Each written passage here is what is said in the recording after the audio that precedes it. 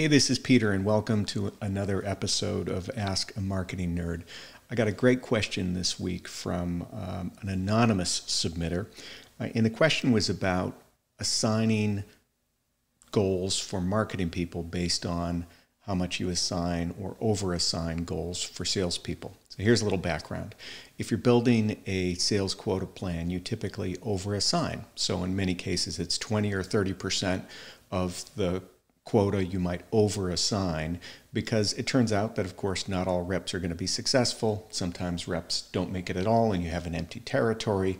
So to correct for that, you need to make sure that there's some over-assignment, ideally, among your sales force of the quota. So if you add up all their quota, it ends up being more than 100%.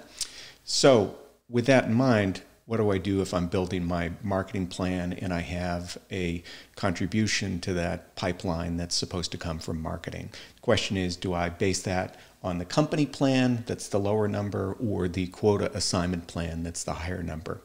So here's what I do. I know it's probably what you don't want to hear, but I'd pick the higher number for this reason. First of all, you want to make sure that you're aligned with sales as much as possible. And each sales rep is going to have a quota, and each sales rep is going to have some expectation for pipeline that's going to come from marketing. So it's critical at first that you have an agreement. Maybe it's a third, which is kind of typical in a B2B setting for marketers. Maybe it's a half. It really depends on your environment. But some agreement has to be made of how much of your pipeline is going to come from the marketing team. So here's the deal.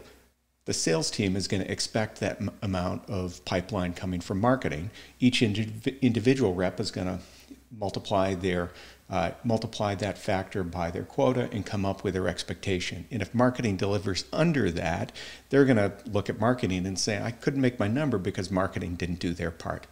So it's critical that you make sure that you're aligned as possible with sales, and you pick your targets based on what the individual sales reps are expecting their targets to be. Here's the other point.